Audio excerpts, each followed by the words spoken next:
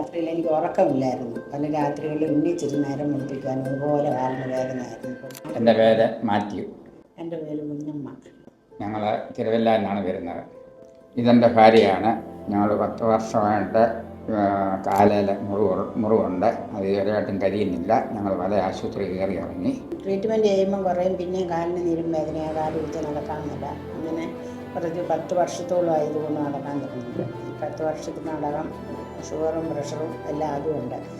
ഈ അടുത്ത സമയത്ത് പ്രമോദാണ് ഞങ്ങളോട് പറഞ്ഞത് ഇങ്ങനൊരു ഇതുണ്ട്, അവിടെ ചെന്ന് നോക്കാം ആൻറ്റി. അപ്പം ആശയെന്നും പറഞ്ഞൊരു ഒരാളിൻ്റെ വീഡിയോ കാണിച്ചപ്പോൾ അവരുടെ കാലും എൻ്റെ കാലും ഒരേപോലെ ആയിരുന്നു.